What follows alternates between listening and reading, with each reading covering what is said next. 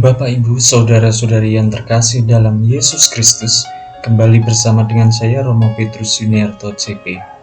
Pada kali ini kita akan mencoba untuk merenungkan bagaimana Yesus mengutus Roh Kudus ketika Ia mengatakan bahwa Ia harus pergi dan akan mengutus Roh Kudus kepada mereka untuk meneguhkan, dan juga dalam pewartaan para murid mereka akan mendapatkan bimbingan serta kekuatan sehingga mereka dapat mewartakan kabar baik kepada banyak orang. Pada bacaan pertama, di mana Paulus dan juga Silas ketika di dalam penjara, ia mendapatkan bantuan bagaimana bumi bergoncang serta penjara terbuka sehingga mereka dapat keluar. Namun ada satu orang yang menjadi percaya karena peristiwa itu, di mana kepala penjara itu mengetahui bahwa Paulus dan juga Silas dapat keluar dan ia mau melakukan bunuh diri, tetapi Paulus menyatakan bahwa ia masih berada di situ, sehingga kepala penjara itu tidak jadi bunuh diri. Maka Paulus dengan tegas menyatakan bahwa ia harus percaya kepada Yesus Kristus supaya ia selamat. Bahkan seisi rumahnya, ketika ia, yaitu kepala penjara dan seisi rumahnya bertobat, maka mereka memberikan diri untuk dibaptis. Inilah Bapak, Ibu, Saudara-saudari yang terkasih, bahwa Paulus sebagai rasul juga itu diutus karena diteguhkan oleh Roh Kudus, sehingga karyanya dapat berkembang, dapat juga dinyatakan kepada orang, dan ada orang yang percaya kepada mereka, terutama kepada ajaran yang memberikan keselamatan. Bapak, Ibu, Saudara-saudari yang terkasih dalam Yesus Kristus, tentu kita tidak dapat secara langsung untuk melihat Roh Kudus itu. Namun kita dapat melihat ke dalam hati bagaimana kita dengan segala kerendah hatian kita merasakan kehadiran Roh Kudus ketika kita mungkin melakukan kebenaran, memutuskan suatu keputusan yang benar. Disitulah ketika kita memahami makna dalam hidup sehari-hari, itu ada dorongan Roh Kudus. Dan yang paling penting adalah relasi antara diri kita dengan Roh Kudus, di mana kita memohon rahmat penerangan Roh Kudus. Disitulah Roh Kudus akan tercurahkan dan kita akan mengerti ajaran tentang Yesus, ajaran yang Yesus bawa kepada hidup kita untuk mendapatkan keselamatan.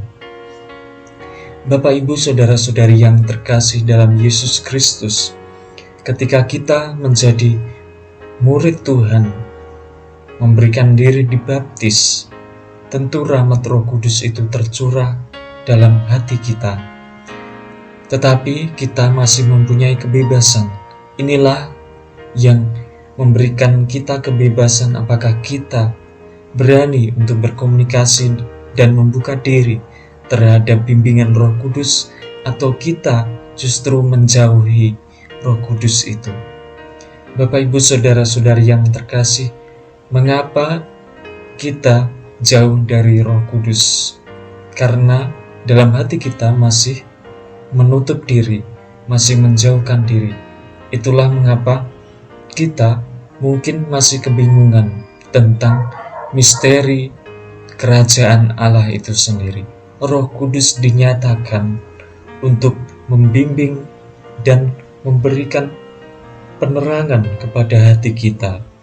Karena Yesus sudah menyatakan bahwa ada 3 hal di mana Roh Kudus menginsafkan dunia, di mana Roh Kudus membimbing dunia kepada kebenaran, yaitu yang pertama mengenai dosa. Dosa karena banyak orang yang tidak percaya kepada Yesus. Lalu yang kedua, karena kebenaran. Kebenaran bahwa Yesus telah kembali kepada Bapa dan kita tidak bisa melihat lagi. Tetapi Roh Kudus tetap menyertai kita untuk mengerti bahwa Yesus itu juga hadir di dunia ini. Karena apa? Karena Ia mengasihi kita, membimbing kita. Dan Bapak Ibu Saudara-saudari yang terkasih, yang ketiga adalah tentang penghakiman, di mana raja-raja dunia ini itu dihukum karena apa? Karena tidak sesuai, pemerintahannya itu tidak sesuai dengan kehendak yang Tuhan berikan.